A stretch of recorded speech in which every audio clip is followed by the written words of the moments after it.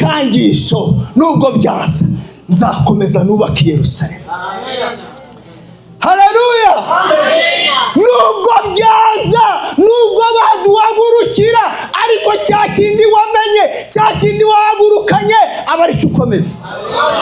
Ijambo ry'Imana riratubwira mu gitabo cy'Abaheburayo uko yari irejo, uko mwari muyifite muri Afurika, n'uyu munsi muri Amerika ni kwiri, kandi ni kuzahora iteka ryose. Bishatse kuvuga ko Imana yaguhamagaye ntiyigeze ihinduka.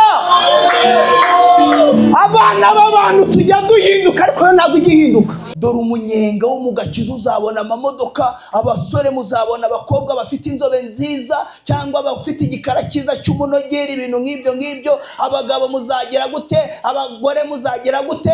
Hoya, natwe duhindurirwa amazina tutagombaga guhindurirwa amazina. Ariko Imana ikintu irimo gushaka, irashaka ko duhama Betelehemu mu rugo rw'imitsima. Ibigeragezo byo ntabwo bizabura, intambara zo muzazirwana, na Yesu yarabyivugiye adusengera isengesho. Yuta n'ukuri Imana y'amahoro ibaha umugisha, kandi narababwiye ngo mbari inyuma paka, sibyo? Imana y'amahoro ijye ibaha umugisha. Tugashimira nyobozi ya Arizona yewe na Pastor Muhoza n'abavugabutumwa n'abadiyakoni n'abakirisitu baje bahagarariye bagenzi babo. Imana y'amahoro ibaha umugisha mwese, amen. Rero turongera dushimire, ndashima Imana ku bwa mukecuru Madamu Pasiteri Renzaho. Imana yabanye nawe, yamaze icyumweru cyose mu bitaro, hanyuma akimara kubivamo ku wundi wa gatandatu nanone yongera gusubiramo, ariko turashima Imana ko yamuyoboye akaza mu materaniro. Imana ishimwe. Ikindi nshima w'Imana ni ku bwa mwarimu wacu Sifora. Mwarimu wacu buriya nawe twabanye muri RPC Utah, twarwananye urugamba kandi na n'ubu turacyarurwana, sibyo? Nibyo. Aha, turashima Imana rero yabanye nawe kuva kujya mu gihugu cy'u Rwanda. Narabimenye, yarabimbwiye, turavugana. Ni umukecuru wanjye, ari mwarimu wanjye. Hanyuma aragerayo, bakora ibyari bibajyanye, bongera bagaruka amahoro. Imana ishimwe. Ko hari abafata indege zigahiraho hejuru, sibyo? Sinigeze kubabwira nzahanga kuri Pasika, indege nayicayemo isubiye inyuma, baba baraduhagaritse baratubwira ngo nitugende tuvemo, izamuka twari kwita twese dushya. Murabyibuka? Aha, rero kuba baragiye n'urugendo rw'amasaha 18. 8 ahanga ukagera mu Burayi, nimba ariho banyuze ukava mu Burayi ugera mu Rwanda, naho ni amasaha 8. Ntabwo babyoroshye, ariko hashimwe Yesu watsinze Satani. Imana rero yabanye nabo ikabagirira neza, ni inshuti zanjye nabo. Hanyuma nabonye Diakoni Gatonda na Madamu Elizabeth namuyobewe yarakuze. Namwe Imana y'amahoro ibaha umugisha. Nkongera gushimira Papa Nyawoza na Mama Nyawoza, n'umukwe na Madamu we. Imana y'amahoro ibaha umugisha cyane. Nkongera ngashimira na Madamu Pasiteri Buguma. Imana y'amahoro ibaha umugisha cyane kandi bagirire neza. Haleluya. Nkongera ngashimira Diakoni wacu Bizimana na Madamu. Imana ibaha umugisha, amen. Arabani nibagiwe, abo nibagiwe mwese ndabashimiye. Imana y'amahoro ibaha umugisha, amen. Reka dusome ijambo ry'Imana, sibyo? Abatubwirije ejo batubwirije neza, sibyo? Mwarimu Innocent yatubwirije neza, Pasiteri wacu Muhoza atubwiriza neza, Mwarimu Kabera nawe yatubwirije neza. Ni ugufata umwanzuro, kandi namwe murabizi ibintu byose tubyica tubizi, cyangwa tukabikora tugize gute? Tubizi. Niyo mpamvu nta kintu na kimwe tuzagira gute? Tuzireguza imbere y'Imana. Ngo uwabwiwe byinshi azabazwa byinshi, n'uwabwiwe bike azabazwa bikeya. Niyo mpamvu rero mu byo wumvishe byaba byinshi ubigenzure neza, bikoreshe neza. Ibyo wumvishe byaba ari bikeya nabyo ubigenzure neza, ugire gute? Ubikoreshe neza. Reka dusome ijambo ry'Imana dusanga mu gitabo cya Rusi,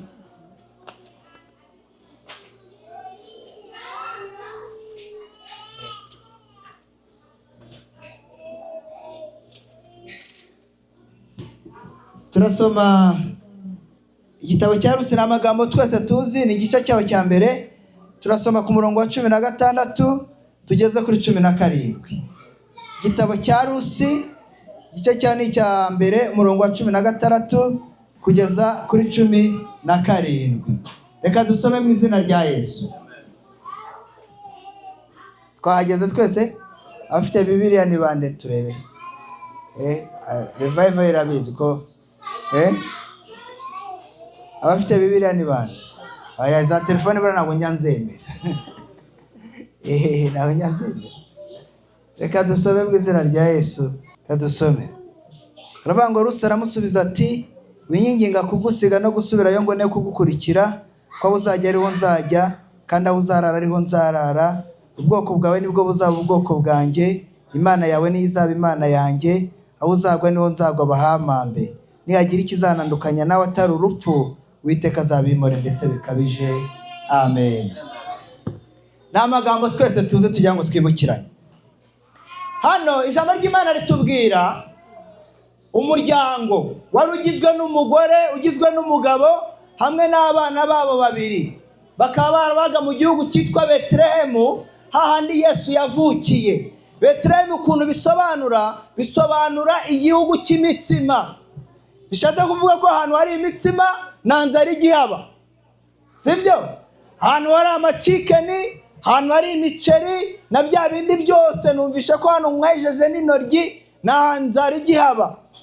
Hanyuma rero nabo niko bari bameze, ariko igihe kigeze umugabo witwa Elimeleki n'umudamu witwa Nawomi n'abana babo b'abahungu babiri, umwe yitwa Kiriyoni undi yitwa Maharoni, inzara iratera muri Betelehemu. Imaze gutera bagira ikibazo cy'ubwoba, kibakura muri ya nzu y'imitsima bagenda gusuhukira ahantu bita Imowabu. Imowabu ukuntu habayeho mu buryo butemewe, kubera ko kugira ngo abaturage bitwa Abamowabu, ni ukubera ko abakobwa babiri ba Loti bagiye bagasindisha se. Bamaze gusindisha se babyarana abana. Bamaze kubyara abana, umwe bamwita Mowabu undi bamwita Amori. Urumva byari ibintu bidafifitse, byari ibintu birimo umwanda. Hanyuma rero nuko nguko Abamowabu babayeho. Bari ababyeyi b'inyuma mwumva ikinyarwanda? Imana ishimwe. Nuko nguko babayeho. Hanyuma igihe kigeze biba ngombwa ko Elimeleki asuhukira Imowabu. Amaze gusuhukira Imowabu agerayo. Hanyuma icyo umutima we washakaga arakibona, kuko icyari cyamukuye iwabo cyari inzara. Hanyuma amaze kugerayo ngo Elimeleki agira gute? Arapfa. Amaze gupfa b'abahungu be babiri bashaka Abamowabukazi. Umwe ashaka uwitwa Rusi, undi ashaka uwitwa Orupa. Hanyuma bigeze igihe batarabyarana abana, n'abo bahungu babo bagira gute? Barapfa. Bamaze gupfa, ubwo urumva Nawomi yasigaye ari wenyine. Arangije yegera bakazana barababwira ngo ikintu cyamuzaga namwe cyari abana banjye, kandi bamaze gupfa nabo baragiye. Uwiteka arankubise ndetse bikabije. Mbese nimwasigara mu nzu za ba so na ba nyoko kugira ngo ngewe nongere nsubire iwacu? Hanyuma umukobwa umwe witwa Orupa arabyumva. Amaze kubyumva asubira iwabo. Amaze gusubira iwabo, uwitwa Rusi noneho arangije areba imbuto Nawomi yari yaramwereye. Haleluya. Areba uburyo ki Nawomi yagendaga, areba uburyo ki Nawomi yakoraga. Atekereza ku Mana y'Abisirayeli, atekereza ko Abamowabu nta Mana nzima bagira, baba mu bigirwamana, bakora ibyo bashaka, bagenda uko bashaka, bakavuga ibyo bashaka, bakarya n'ibyo bashaka. Arangije avuga icyifuzo. Aravuga ngo winyingingira kugusiga, kuko amaze gusobanukirwa neza Imana yawe ni izaba Imana yanjye, ubwoko bwawe nibwo buzaba ubwoko bwanjye, kandi aho uzagwa niho nanjye nzagwa bahamambe, kandi nta cyazanandukanya nawe keretse urupfu. Kandi niyo byanaza Uwiteka azabimore ndetse bigize gute? Bikabije. Hanyuma Nawomi arangije aramubwira ati nakundi, wamaramaje kugendana nanjye. Arangije barahaguruka baragiye. Bamaze guhaguruka, bamaze kugenda, yari amaze gusobanukirwa neza Imana y'Abisirayeli. Yari amaze gusobanukirwa neza uburyo cy'ubwoko bw'Abisirayeli bwatoranijwe. Iyo usomye mu gitabo cy'umuhanuzi Nehemiya, batubwira uburyo ki Abisirayeli bakoze ibyaha. Bamaze gukora ibyaha, Uwiteka abahana mu maboko y'abanyabyaha. Barangije baragenda barakubitika, barangije baragenda barabanyaga. Bamaze kubanyaga, ariko uwitwaga Nehemiya, haleluya, witwaga Nehemiya agira agahinda mu mutima. Arangije aravuga ngo biragatsindwa n'Uwiteka, igihugu Uwiteka yatujyanyemo, uburyo kitwari turi dufite agaciro imbere y'Imana, none cya gihugu cyabaye umusaka, twabaye igitutsi, nta jambo na rimwe tukivuga ngo abantu baryumve. Ariko byari bikwiriye ko nongera nkajya kubaka i Yerusalemu. Haleluya. Hanyuma umwami Nehemiya atarabimubwira, hanyuma umwami atumiza Nehemiya. Amaze gutumiza Nehemiya, arangije aramubwira ngo ni igiki gitumye ufite agahinda mu mutima? Nehemiya arangije aramubwira ngo igitumye mfite agahinda mu mutima niko iwacu habaye igitutsi, iwacu habaye umusaka, iwacu nta jambo nta tafari kigeretse ku rindi. Barasenye, bakoze ibyangwa n'amaso y'Uwiteka. Uwiteka yaradutaye, yaraduhanye, ariko byari bikwiriye ko nongera ngahaguruka nkajya kubaka. Hanyuma Nehemiya arahaguruka. Amaze guhaguruka aragenda, agenda ngo nta muntu abwiye. Burya tubwiye abantu benshi, burya bajya baduca intege, kubwira ngo wowe Byiringiro uzabigenza gutya, uzabikora gutya, uzagera kuki. Hanyuma bya bintu kwa kundi wari wahagurutse bakaguca intege. Nehemiya rero nawe yabonye ko nahaguruka amaze kubibwira Abisirayeli bazamuca intege. Arangije aragenda. Hanyuma amaze kugenda, hari abagabo bitwaga ba Sanibalati n'Abatobiya n'Abagesemu. Ati bino bintu muzabigeraho, bino bintu bizashoboka, muzabikora mute, bizagenda gute? Hanyuma Nehemiya arangije arababwira ngo ntago nazi iyo ngiyo. Haleluya. Ndi ku murimo uzanesha ibihembo. Ya Mana yamamagaye, ya yindi nihuriyeyo nayo, ya yindi yanyigishije, ya yindi yamagurukije, niyo ngomba gukurikira mwubaka inkike zasenyutse.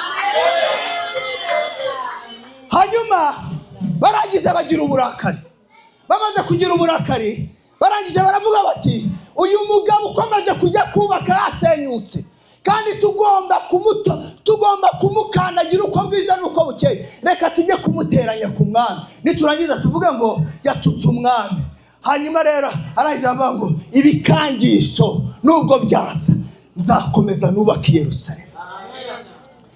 Haleluya.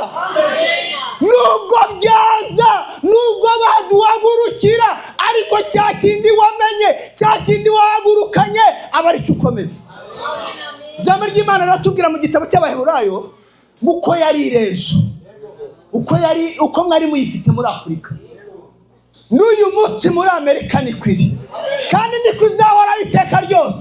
Bishatse kuvuga ko Imana yaguhamagaye ntiyigeze ihinduka. Abana b'abantu tujya duhinduka, ariko yo ntabwo igihinduka. Abana b'abantu tujya tugira amarangamutima, ariko yo nta marangamutima igigira.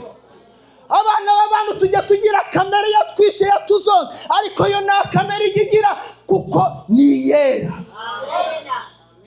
Rusi arangije aravuga ngo winyinginga kugusiga Nawomi we,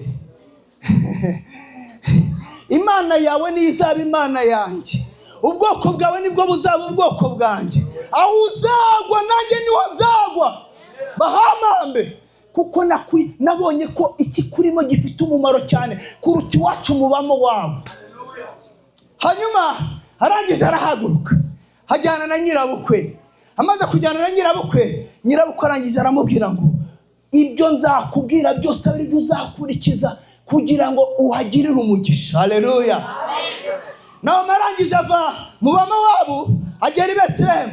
amaze kugera i Betelehemu barangije abagore bose. Buriya abagore bashyushya inkuru cyane, kuko iyo abagore tutabagira Yesu ntago twari kumenya ko yazutse. Si byo mama Jori? Muzi gukwiza inkuru hose.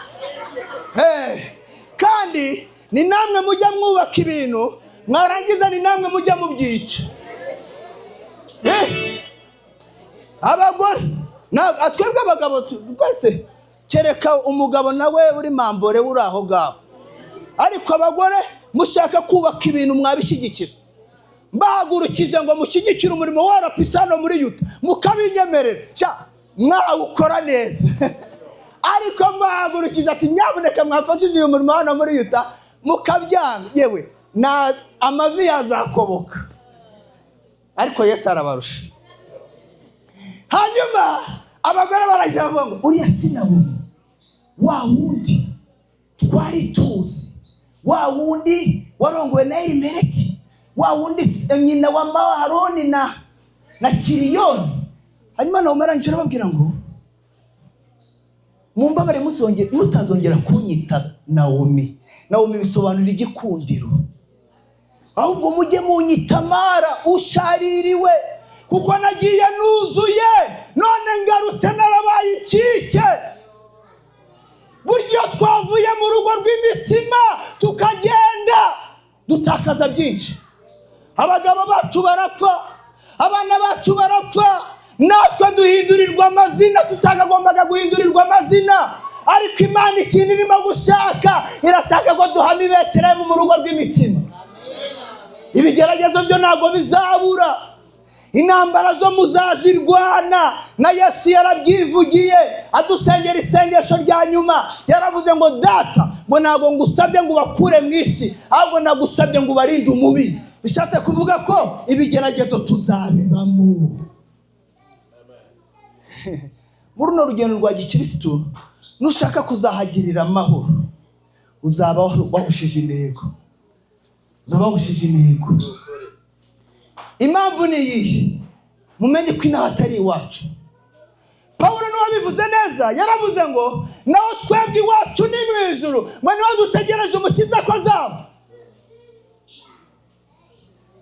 Si byose bazakuvuga, bazaguteranya, bazagushyira kuri social media, baza, ariko nimba uri mu rugo rw'imitsima i Betelehemu, uzahagarara ube umugabo nyamugabo. Kino Imana idushakaho nta kindi, irashaka ko tutava mu rugo rw'i Betelehemu, shaka ko duhama mu nzu y'imitsima.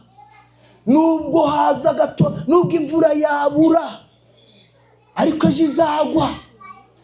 Nubwo izuba ryacana, ariko ejo hazazana igicu cyiza, kubera ko wahamye hehe? Wahamye i Betelehemu.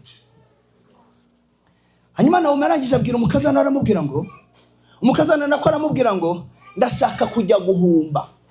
Gumba murabizi, gufata ibintu byasigaye mu mirima. Ndajya kwande, kubera ko bari baje imbokoboko, nta kintu bari bafite. Nyirabukwe arangije aramubwira ngo hano nzi umugabo w'umukire witwa Bowazi, ni mwene wacu, ugenda ujya guhumba mu mirima yiwe nibagufata. Ubundi mu muco w'Abisiraheli, iyo basaruraga ibintu byose ntago bamaraga ibintu byose mu mirima. Mu Bisiraheli basigazaga ibyo babandi babakene bagomba kuza nabo bagatoragura. Ni wo muco w'Abisiraheli. Hanyuma rero arangije ibyo bari babasigiye, aragenda aratoragura. Arangije aramubwira, ajyanira nyirabukwe aramubwira ngo wahumbye kwande? Ati nahumbye ku murima w'umugabo witwa Bowazi. Ati uriho Bowazi nuwe mu muryango wacu. Haleluya. Muri ibyo yararimbye ngo burya Imana ntabwo igireba nk'abantu, kandi Imana ntabwo igitekereza nk'abantu. Abantu batekereza ibigendanye n'ibihe bagezemo, ariko Imana yacu yo iba ifite ubuhanga bwayo. Ndagira ngo mbabwire, kugira ngo Kristo aducungure yaturutse mwarusi. Haleluya. icyo kintu muracyumvishe? Yaturutse mu muryango wa Mowabu. Rusi yemeye guhindura identity, ava mu Mowabu ajya mu Bwisiraheli. Ijambo ry'Imana riratubwira ngo Rusi yabyaye Obedi, Obedi abyara Yesaya, Yesaya abyara Dawidi, Yesu akomoka mu muryango wa Dawidi. Siko bimeze se? Avuga butumwa mwigishe, mwigisha abakirisitu mutazamubajyana mu kigare gutya, si byo se? Cyangwa mubashyiremo inyigisho za morali n'iki? Hoya, ngo mugiye kubona amazu, mugiye kubona amamodoka. Byo ntabwo ari byo dukeneye. Hanyuma Rusi yemera kunamba ku Mana ye. Ari igihe mujya muvuga ngo ingiyi ni Amerika. Amerika nabonye ari singa yindi, sibyo?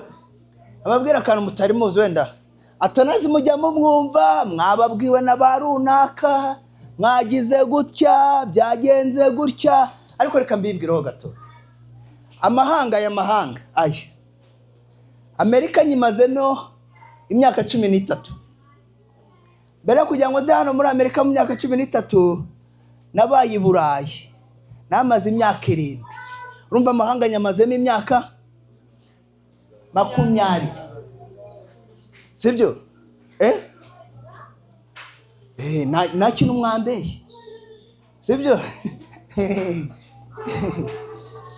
Kandi nimba twaremeye gukurikira Imana, ibi umuntu umwe twigeze kujyana i Burayi muri 2003. Nge nizi Burayi, turagenda kandi twagurukanye twese turi abapantekote. Turi abapantekote bahiye, apana babandi babisi. Si byose bahiye. Ubundi ikintu cyishe itorero nabiyita abapantekote badahiye. Ibiryo bidahiye bijya bitera inzoka. Impamvu murimo kugorana, impamvu murimo kunanirana niko mutaraye. Ariko iyo muba mwarahiye baravuga A ukumva A, bavuga B ukumva B, bavuga C ukumva C. Impamvu ihari ntabwo mugiyoborwa n'Umwuka Wera w'Imana. Nabishyize mu nyurabwenge, twebwe twarize, twagize gute? Amashuri nta kinavuze, nari kinamaze. Ngewe sinabwe ngo mbibwire. Amashuri narayize kandi atari makeya. Mama Louise niye kubikubwira harya. Narize ngera kugira ngo mfate nuza ya dogitoro, be dogiteri. Ariko byose ni iki? Bitarimo Imana n'ubusa. Si byose? Hanyuma twe kwirata ngo twikore uko bitari, tugende uko tutari, muri turangiza bidukura i Betelehemu. Si byose? Kandi mwese mwahamagawe muri abapantekote. Abantu nzi mu mateka yabo bavuye muri Afrika batari abapantekote. Izimana ari umumatiste. Si byo bizima? Na Pastor Renza ndabazi. Abo ngabo bo bambeye. Abo ngabo bo ibyo bavuga nabishigikira. Kuko igipata wowe ari umukatolika. Ndabazi. Undi ni nderege.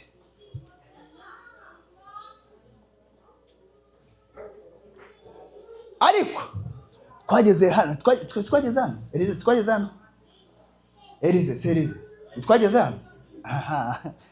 Twageze hano. Turashaka kugenda nka bene gihugu tutarabanza gusobanukirwa. Naomi ageze i Betelehemu yarongeye agira cya cyubahiro, ariko ipfunwe n'isoni n'ikimwaro cyamuvuye hashize igihe. Shatse kuvuga iki? Ibyo twakora byose, ko twavuga kose, ko twarya kose, bitarimo Imana, habamo ingaruka. Rero mureke twirinde izo ngaruka, ahubwo dupfukame tujye ku mavi, Imana yongere itugarurire ibihe byacu nk'ibya mbere. Niyo mpamvu njyewe ahantu nkorera, iyo umuntu aje kunsaba akazi atari ikibi y'igipasitoro, nkora ubuzi bubiki. Nkora akazi gasanzwe ko kuboha amahema, narangiza nkanakora akazi k'ubupasitoro. Ubupasitoro nta muntu ujya umemba. Muramemba? Ntago bamemba. Aho bashobora no kuvuga ngo ari uriya ngo niko ngo abona amafaranga. Nta n'urupfusha. Na tike niziraho nyikura mu mufuka, mbwira umudamu ati ndajya muri Yuta, tukabyumvikanaho ati gura tike ujye muri Yuta. Kandi niyo navuye ahangaha nayo bajya banga, sibyo? Ariko ntabwo mbasabye. Impamvu mbivuze ni iyihe? Mureke dukorera Imana nta kindi kintu turebyeho. None muri kwa gukorera Imana bidutere guhagarara, tuba abagabo nyabagabo. Petero niwe watwandikiranye aratubwira ngo umuntu ababajije iby'ibyiringiro byanyu mwasubiza ngo iki? Ibyiringiro byacu niko tuzajya mu ijuru, si byose? Kandi kugira ngo tujye mu ijuru hari amakondisiyo. Ubu haje inyigisho z'ubuntu, sibyo? Narutse kubwiriza muri Kentucky, ndababwira ngo abapasitoro twese muri rusange, Pastor Atanazi, Pastor Renzaho, Pastor Muhoza, Pastor Ngabo, reka mvuga barapisi, Pastor Abudu, banangiza rero tugashyiramo za nyigisho zibashyushya kugira ngo tugire ubwinshi bw'abantu, sibyo? Kandi iyo mfite ngo ndayoboye abantu 100 buri kintu Imana izatuziza icyubahiro. Icyubahiro kisha abantu mu itorero rya Kristo. Kandi ubundi umushumba agomba guca bugufi mukadukandagira. Ariko ubabwiye ngo ca bugufi tugukandagiye, wowe ndagwita ngutenga.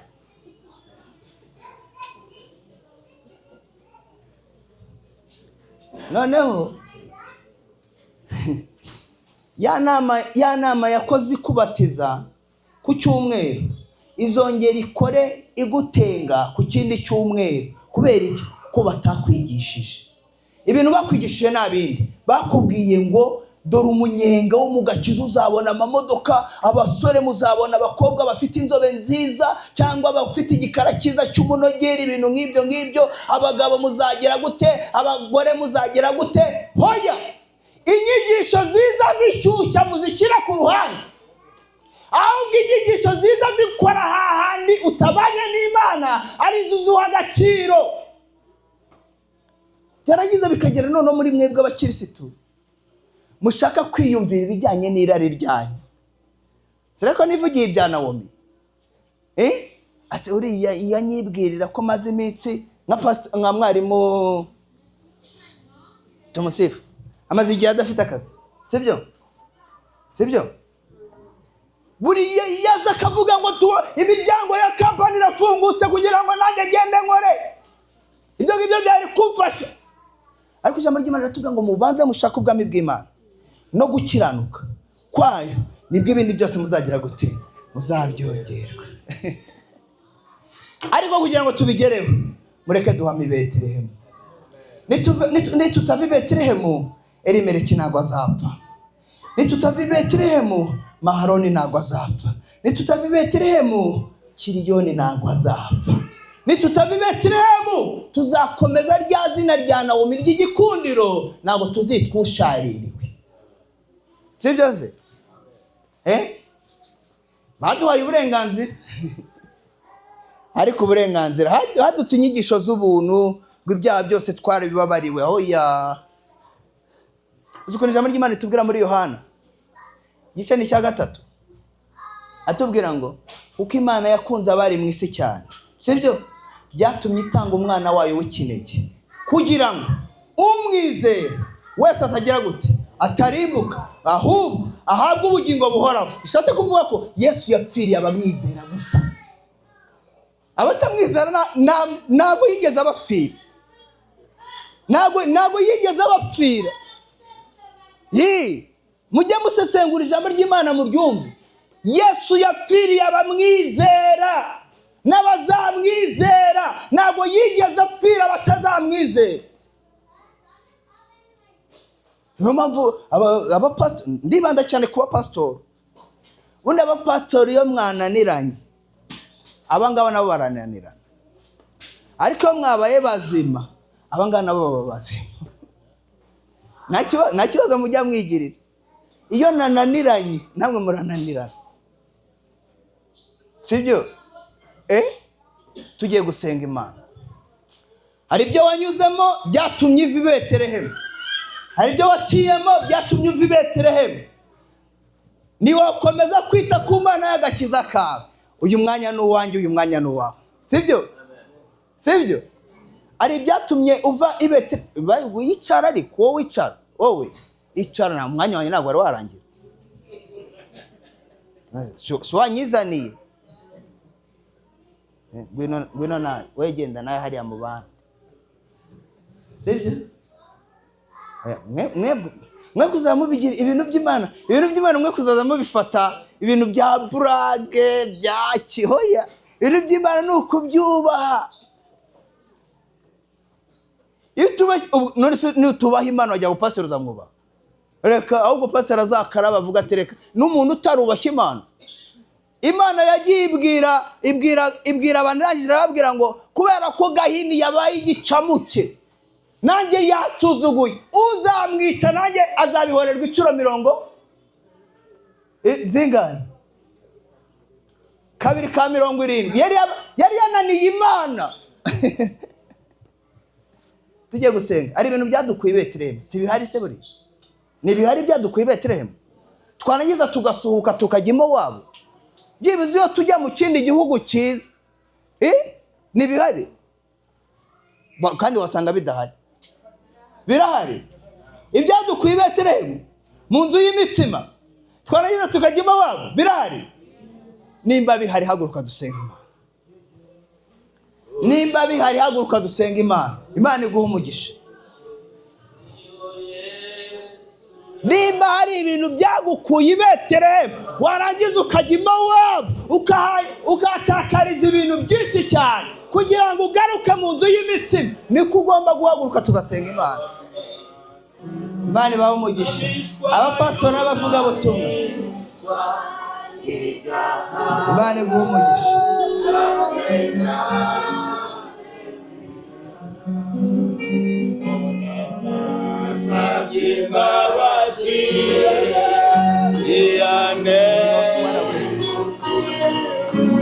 Uvuga butumwa araburetse mwari.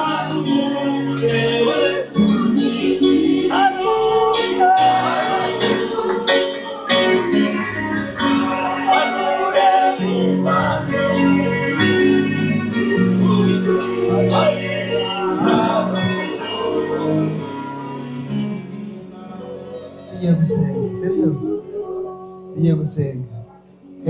Amen.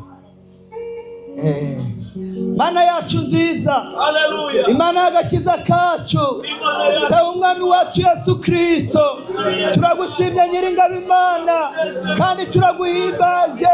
Tugushimiye kwera kwawe, tugushimiye urukundo rwawe, tugushimiye uburyo kiri umukozi w'umuhanga. Dusengeye basiki bacu kugira ngo bagirire neza, kugira ngo biteho, kugira ngo barwanirire, kugira ngo baneshereze, kugira ngo nyagora kumva Imana. Hari ibyatumye bava mu nzu y'imitsima baragenda bajya iwabo, ariko nyagora kumva Imana. Wongera ubagarukeho, wongera ubagirire neza, wongera ubiteho, ubarwanirire, ubaneshereze, ubabere byose muri byose, ubabere umutabazi, ubabere umurengezi mu izina rya Yesu.